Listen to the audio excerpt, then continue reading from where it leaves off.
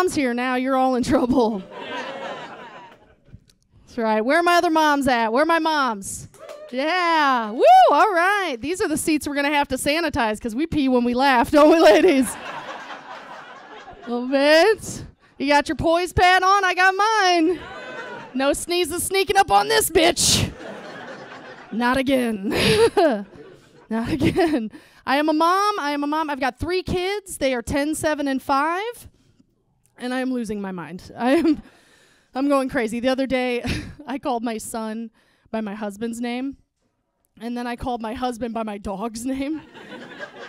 And then I called myself by my dead neighbor's name, and it felt good. So I opened a credit card in her name. I keep it in my purse just in case. Because Mommy is 2 or 3 stupid YouTube videos away from driving into the sunset. It's tough. I like being a mom. I do. I like being a mom. My kids are great. It's just, it changed me, you know, and I didn't expect it would. It like gets in. It makes you a different person. Before I had kids, I would say things like, I'm going to be a cool mom. Those aren't real. I'm sorry. They're not. We're not cool. I'm sorry. I can't, like, I am a grown adult who tells my other adult friends that I need to use the potty. I don't like it any more than you do, but I can't turn it off, you know? You become mom, you can't stop being mom. Like, 2 years ago, my husband and I decided we were going to go to Lollapalooza, the music festival in Chicago. We're like, we're going to leave the kids with the grandparents. We're going to go have fun. We're going to blend in with the young people. But I blew our cover because I can't stop being mom, right? I'm just there handing people napkins out of my purse. I pull out a baggie and shake it, like, you want some? Goldfish? You do. You want some?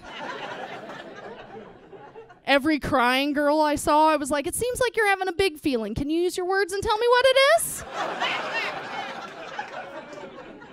I don't know if you've been to a music festival recently. There's a crying girl every 10 feet, okay? I didn't get a lot of music watching done at Lollapalooza because I was too busy gentle parenting a bunch of girls named Madison. Ridiculous. The biggest problem I'm having right now as a parent, the biggest problem is that my husband goes by daddy to my kids. I don't like that at all. I've talked to them about it. I'm like, how are we feeling about daddy? Are we ready to go to dad, pa, papa, father, Josh? Anything would be better than this. And they look at me with their little angel faces and they ask why. And I can't tell them. I can't look at my sweet babies and explain to them why I feel uncomfortable calling my sexual partner daddy in Target, okay? Well, sweetheart, Mommy's getting horny in Home Goods, all right? It's a clean up on aisle 3. You know what I mean. It's a problem. It doesn't help that my husband is kind of a daddy. He is. He is very hot. It's great. If you have the opportunity to marry a hot person, you should look into it. I do recommend. I like to tell that joke and then see who's not looking at their partner.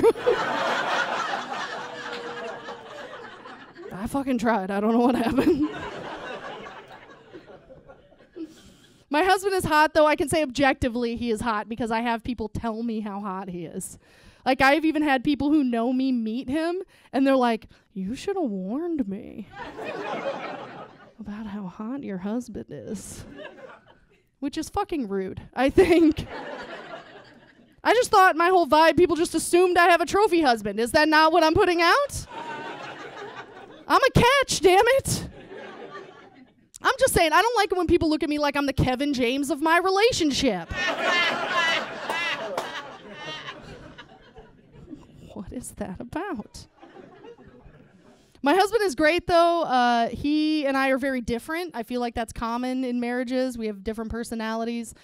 He is very chill. Nothing bothers him. He's relaxed all the time. He is unflappable. And me, all I do is flap all the time. I am on the verge of panic 24/7. I don't know how I get anything done, honestly. And he just, like, handles shit as it happens. Like, who lives like that? I don't understand it. Like, we could be in a boat that was sinking, and he would just find a bucket and start bailing us out. And I would be clung to the side of it like Jack from Titanic, like, you survive this. And you live. You promise me. And you hold on to that promise and never let go. And he'd be like, you can stand up in this water.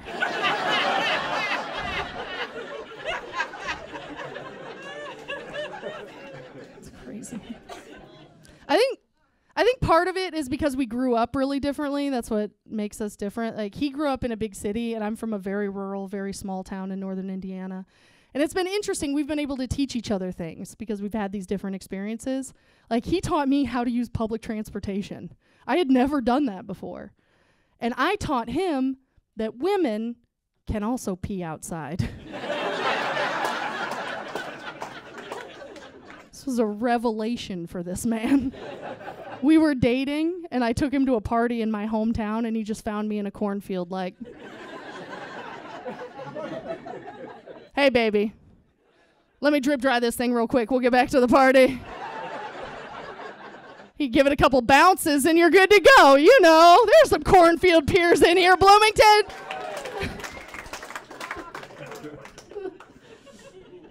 We agree a lot, my husband and I, even though we're so different. It's just that sometimes we come to that agreement from opposite sides, which is interesting. Like, the best example I can give you for that is that when we were buying a house, we were both like, we don't want to live anywhere with an HOA. No homeowners association. Deal breaker. And he very sensibly said, yeah, because I don't want to pay extra every month. And I said, yeah, that. And if I want to burn a tire in my backyard, I don't want anybody telling me I can't. And he said, are you going to burn a tire in our backyard? And I said, no, but I would like to know I have the option. And he said, are you a hillbilly? And I said, it's too late for you to be asking that question, man. We're married. We're buying a house. You thought you married someone with class? You got catfished by someone who has caught an actual catfish.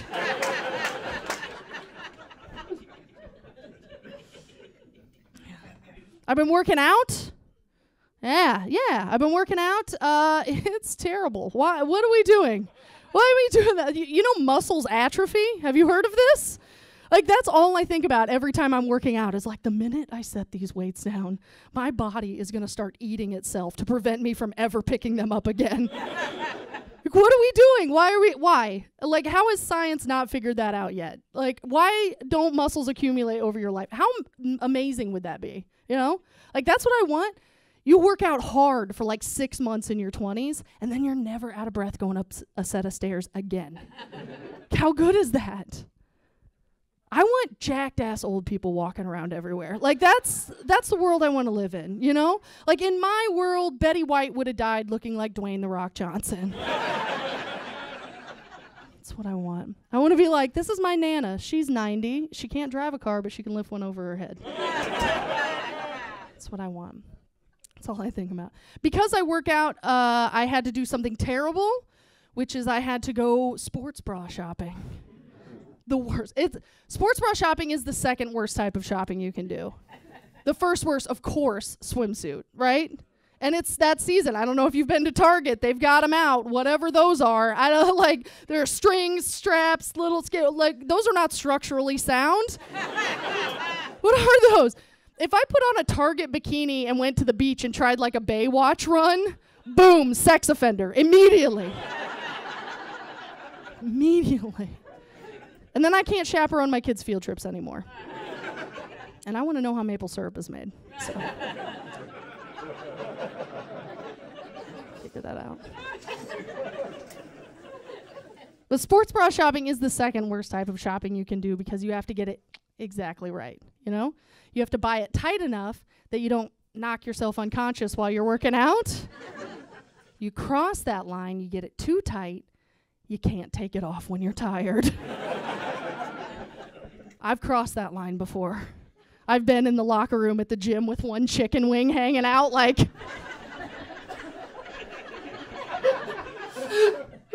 please, God, free me from this prison. God did not free me from that prison.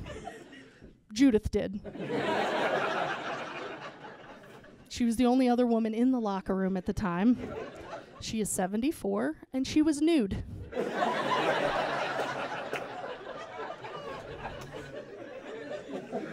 She cut me out of that thing with toenail clippers.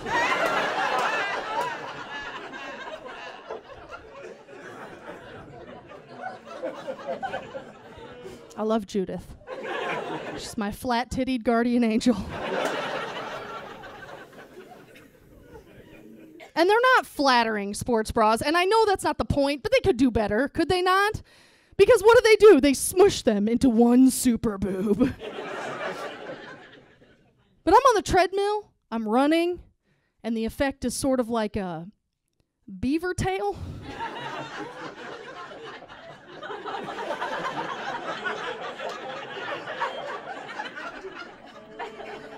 Just slapping the water, warning other beavers of danger down the river. The people taking their headphones out like, is there a bear in here?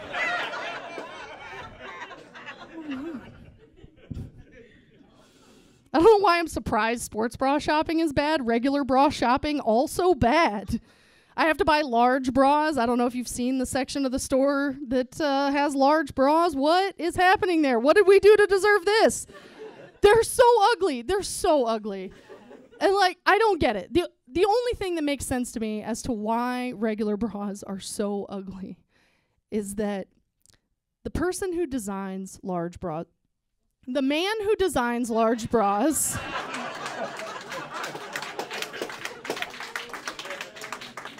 must have a deep, fundamental fear of breasts.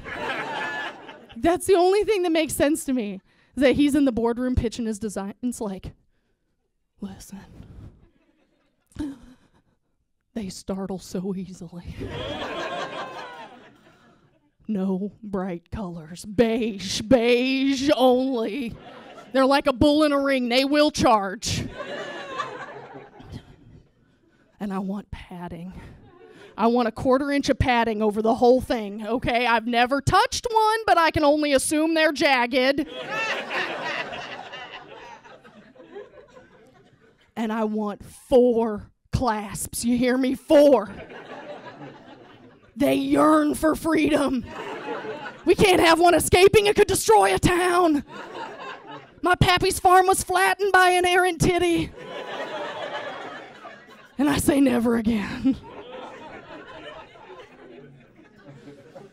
I don't get it. They're big. They're not dangerous, okay? Though I will admit they do tend to wander, don't they? Sometimes I wake up in the middle of the night and one's just in my armpit. Like, what are you doing over there, you scamp? Get back over here. But they're not dangerous.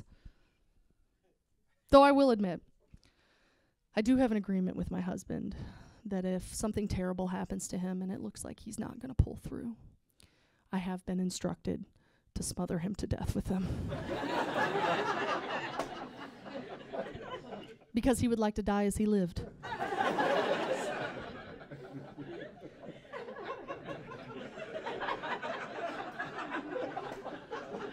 Which gives me a business idea. Travel around to nursing homes and hospices. Letting horny old men and lesbians go out on their terms. Call it Titties of Mercy. You all get a discount. I want to tell you, I wrote that joke about 1.5 years ago, and 1 year ago, I had a breast reduction. Yeah. Men are never excited about that. I hate to break it to you, fellas. You get real fucking weird when I bring that up. I gotta say, I tell men I had a breast reduction, and they're like, but God gave you a gift. And you wrecked it. Well, God never shut his own nipple in a car door. All right, so.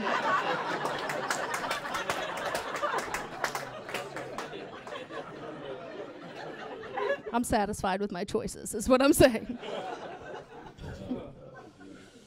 I'm 37. Any other late 30s people here? Who's in their late 30s? Yeah, it's great. I love it. I love it so much. I love being in my late 30s. I don't know how people in their 20s wake up in the morning. It sounds awful. They wake up like, oh, I gotta shave my toe knuckles. Like, who? How do you live? Like 10 years ago, I would have died if any of you knew I have a chin hair. But now, I'll tell you, I have 12 of them, and I didn't pluck them before I came here, okay? I don't care. I don't have to, you know? I got more important shit going on. The polar ice caps are melting, and my kids won't stop peeing on the bathroom floor. I've got more important things to worry about than what the comedy addict thinks of my puberty beard. You know what I mean? I don't care. The one weird thing about being in my late 30s is that things that were in fashion in my teens and early 20s are coming back around into fashion again. What a weird place. It's so surreal, you know? And I'm mostly fine with it. But the one thing I cannot abide is that some people are trying to bring back low-rise jeans. I'm not doing that. No. Oh, only darkness lies down that path, ladies. Let's not. I get it. I understand. I get the appeal. It's like, it sounds so cute. Oh, you're going to see my hip bones and my little belly button until you spend all day long feeling the kiss of the breeze on your ass crack, okay? And then you're in pre-algebra and some asshole named Jason sticks a pencil down there. No way. I love a high-waisted jean. I love these. I've got this mom pouch, my baby apartment, and I like to be able to lock it up, you know? Put it away so it doesn't scare any teenagers or get caught in my coat zipper, you know? That's what I need. I'm not going back to low-rise again because they were low when I was a teenager, like low. Like wax your pubes just in case low. And I don't know if you heard the first part of this joke, but I'm not doing that again. I'm just going to live out loud, throw a gold chain on down there, make it look like a man's chest in the 70s.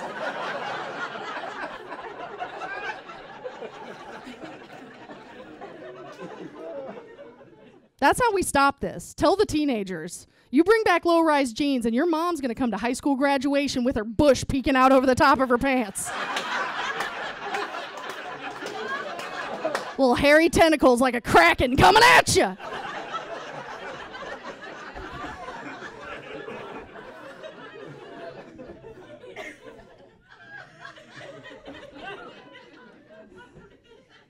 I'm going to tell you guys, they're going to sign my petition later. They're growing the bush out now.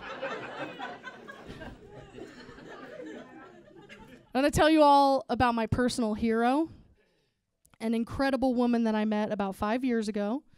I was in Fort Wayne, Indiana, on a Sunday, at a strip club, with my brother. Hear me out. Sometimes you got to go to church on Sundays, and sometimes you got to worship at the Temple of Titties. Am I right? I love a strip club. I do. I love a strip club. I love a sticky floor. I love a sticky table. I love ashamed men in the dark. Fort Wayne, Indiana on a Sunday? Floors are extra sticky. Men are extra ashamed. But we're there. We're having a great time. We're not there very long. And they call Destiny to the stage. And this woman comes out, and she's incredible. She looked 65. Her boobs looked 25. She looked like she exclusively dates men named Spider or Dale. Rides on the back of their motorcycles, never wears a helmet, you know? She looked like she for sure has put a cigarette out on another person before. Maybe during a fight, maybe during sex, probably both. She has seen everything and fears nothing, including hepatitis and lung cancer. She was wearing a bikini with the British flag on it. And maybe she likes England. But I think she thought it was a Confederate flag.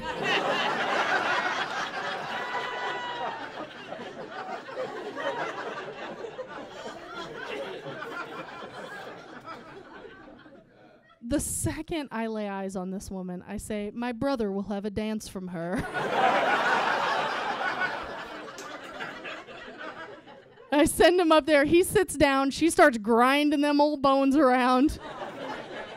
And in the middle of the song, I hear him blurt out a laugh and then immediately close back up.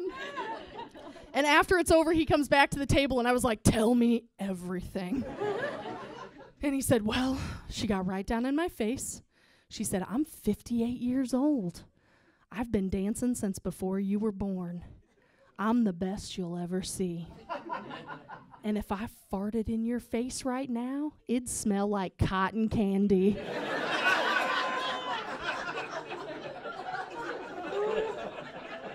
First of all, what? Second of all, why? Cotton candy queef was right there, Destiny.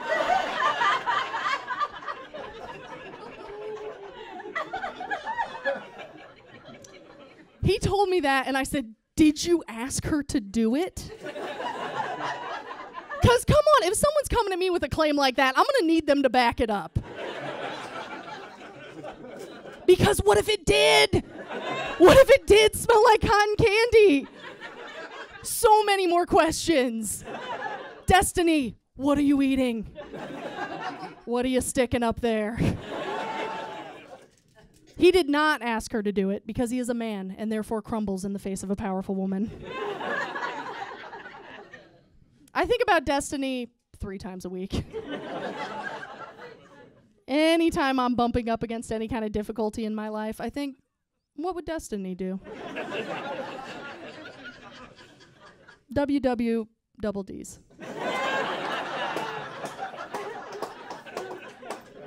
And then I light up a menthol and I cut a fart in someone's face.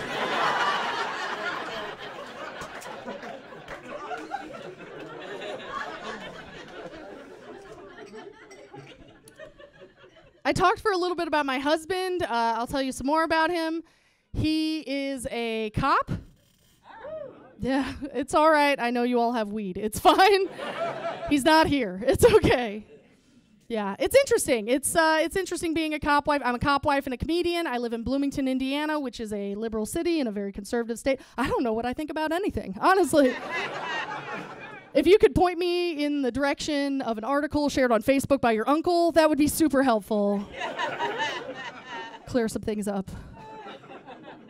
It's interesting. Being married to a cop is kind of like owning a pit bull. Mine's great. Very sweet, very smart, great with kids, loves a snuggle. I've heard that they can be aggressive and have even attacked people. And clearly that's terrible. But it's all about how you train them, obviously. I'm just saying everyone I've ever met has been such a good boy. He was a good boy.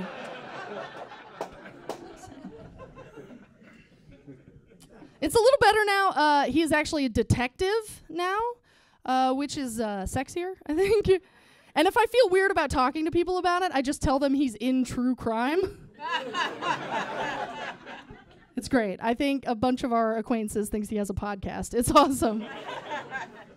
But it's interesting. It's a little different. So, like, I imagine it as very sexy. You know, like, I like to picture him in a dark room with a serial killer, single light bulb. And he's like, you say you didn't know the victim. Then why are your fingerprints all over her apartment? But the reality is a little less sexy than that. It's a lot of like, okay, sir, can you describe the stolen bicycle? It's not as fun. The one thing that's good about, like, I do know that he's good about is that he does not bring his work home. He does not. The minute he comes home, he is no longer an investigator. And I know this because a couple weeks ago, he was on the phone with his mom for 30 minutes. And he hung up, and I said, hey, how's she doing? Is she still feeling sick? And he said, I don't know.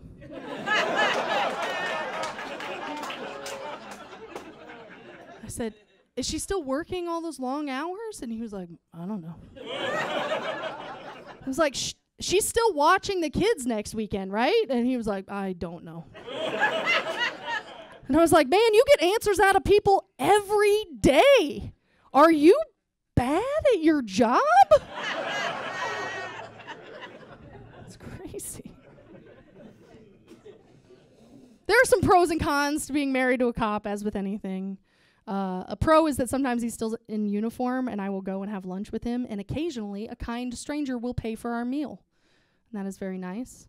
A con is that he won't use the handcuffs on me during sex because a sorority girl puked on him once. What a prude. A pro is that we have a breathalyzer at our house. So when we throw parties, we can breathalyze our friends before they drive home, make sure they get home safely. It's great. A con is that no one brings drugs to our parties, so they're not fun.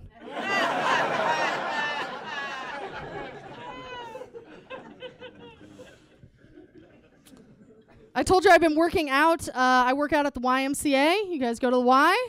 Yeah, I love the Y. I love it there. They have a place where I can just put my kids and walk away. Love it. It's great. The one thing that I do really like about it is that on average, I am 30 years younger than everybody there. And it makes me feel great. Like my confidence through the roof. I walk through that locker room just naked as the day I was born. Like, what's up, ladies? Drink it in. All these joints are original. What?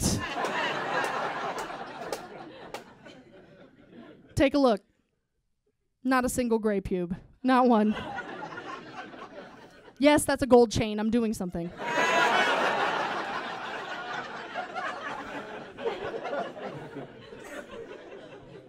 One thing I do, I swim a couple days a week at the Y. I swim, and I do something that I think is very important, and that is that I take the risk. I wear a bikini to swim at the Y. Because all the lifeguards there are 21-year-old boys, and they need to see me in a bikini. It's important, okay? That these young men get a look at a body that's been through some shit, right? This is what it looks like, all right? This is what most of them look like, all right? And this is not wearing a bikini in the wild. It's too dangerous, right? This isn't influencing anyone on Instagram. It's a public service I'm providing these young men. That they get a look at a body with some miles on it, right? This is a used car. She's a little dented, but she'll get you where you need to go, right? Because they need to appreciate a body that looks like mine. They need to, and I need to appreciate it more. Honestly, I don't appreciate my body enough. And this body's incredible. This body holds the record for the 100-meter hurdles at my high school. Not this body, a version of it. Shanda 1.0. This body can eat an entire medium pizza in one sitting. This body did a keg stand of Killian's Irish Red, followed it with a shot of warm gin, and didn't puke on my wedding night. I told you I'm a catch.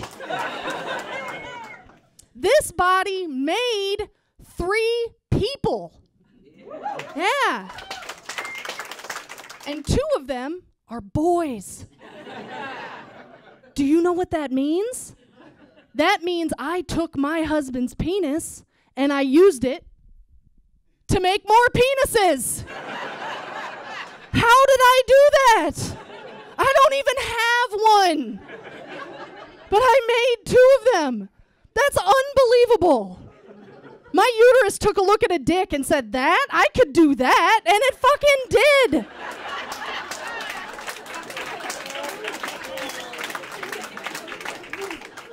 And 4 balls I made. 4 of them. That's what I want you to remember when you're driving home. That bitch made 4 balls.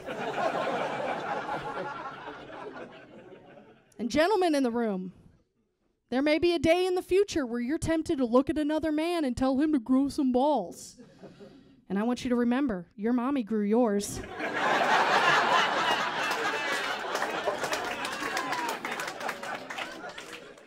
I am a little mad at my uterus right now, despite how incredible it is, because I started my period today. I'm marinara with those cheese curds.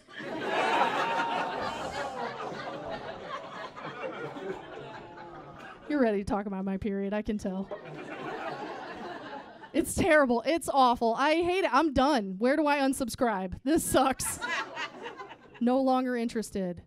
I do one thing that I think helps a lot. It's that I finally found a period product that I love, and that really makes things better. I use a menstrual cup. Anybody here use a menstrual cup? Yeah, all right. Bloomington showing up. They hand them out outside the co-op grocery store around here. Everybody else is like, I wear a belted pad like Jackie O told me to.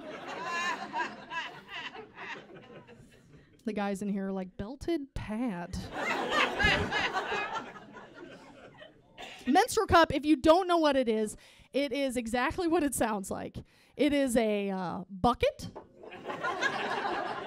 that you place in your attic to collect the leak before it reaches the living room. Am I being clear? You know what? To stain the couch. You know what I mean? It's great. I love it. It's economical. It's sustainable. Plus, when I empty it out, I dump the blood in the toilet and it swirls around and I feel like a witch casting a spell using the blood of my enemies. And it is powerful. The only thing I don't like about it is the names that they give to these products, because anything that's marketed towards women has to be adorable, right? And it's so dumb. Like some of them, there's one called Lunette. Sounds like your weird aunt who burns sage in your living room when she comes to visit. There's another one called Duchess. Do you think I would be using a menstrual cup if I was a member of the royal family? The worst one, the worst named one, is the one you may have heard of. It's the one that I use. I think it's the most popular. It's called the Diva Cup. You are such a diva. You don't like tampons? So you don't like paying $12 a box for the privilege of stuffing yourself full of cotton like a cheap carnival prize? What a diva. You want to reach up inside yourself in a gas station bathroom and pull out a cup filled with gore as nature's punishment for not being pregnant? You're a regular Diana Ross. It's so dumb. Let's just call things what they are, can we not? I want one called the Chum Bucket.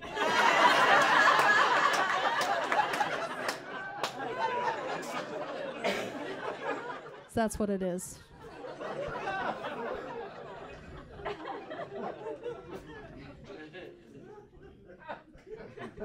I feel like we know each other pretty well now. Don't you think?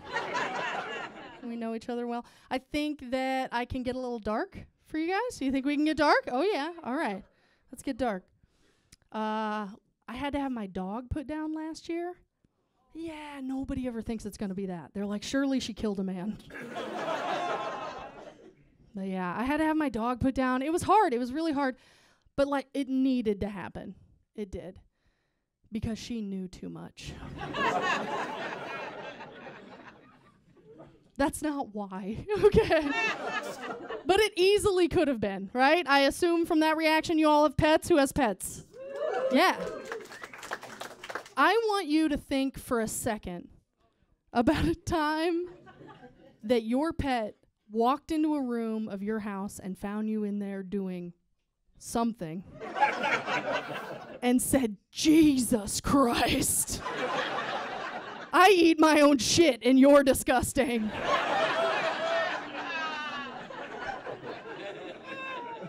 So you know what I'm dealing with, okay? I had that dog for 12 years. She knew way too much about me.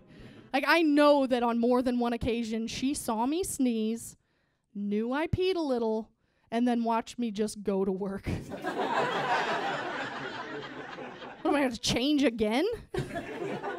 And that's just what I'm willing to admit to you in a microphone, okay? That dog knew me way too well. But it was sick. She got to the point she was very sick, and we knew like it had to happen. It needed to be done. And the weirdest thing about it was that I had to call the vet and make an appointment. And my vet's office is so nice. They answer the phone. They say, "What type of appointment can I make for you today?" And I said, "An assassination?"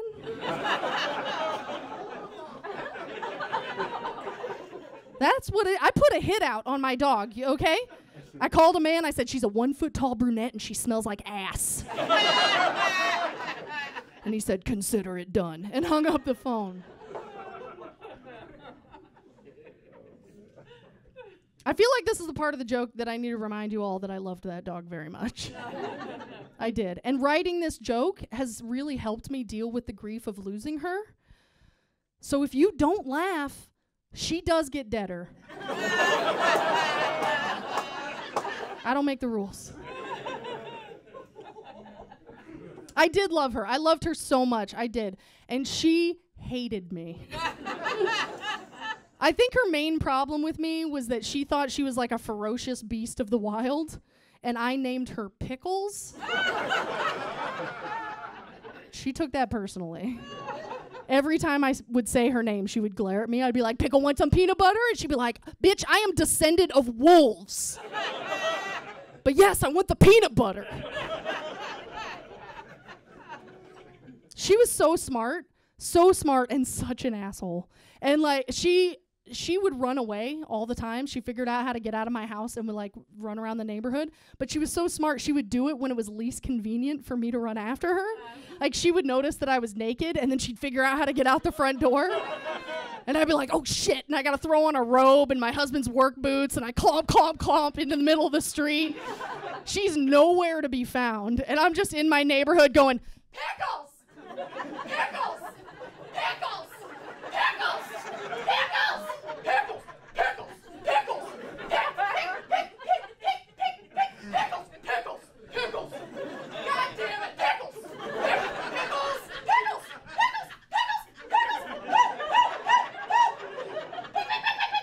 Pickles! Pickles! Fuck! And my neighbors are ushering their children away from me. Don't go in her yard anymore. Fucking Pickles. So the day came of the assassination. And my husband and I took her into the vet's office and we're both very emotional. And the vet techs were so kind and it was so peaceful and it was done and she was at ease and we're crying. And we had planned to take her home and bury her in our backyard. But I'd never done this before. I didn't think about like transporting her. And the vet tech very helpfully said, "Would you like a box to carry her home?" And I said, "Yes, thank you. That would be great." And I thought they had a box for this. And they don't. Because what they gave me was a Cracker Barrel catering box that said, "Bring the goodness home" on the side of it. They gave me a literal doggy bag. And I carried the corpse of my beloved pet home like she was half-eaten biscuits and gravy. It was the funniest shit I have ever seen in my life. The second they hand us this box, my husband and I start laughing. But we're still crying, but we're also laughing, and we take her and we put her in the box, and I'm carrying her out, and I'm walking out of the vet's office, and another family is walking in with their pet, and they look at me, and they look at the box, and I just said, "Cracker Barrel sells everything." Oh, thank you guys so much. I love you so much.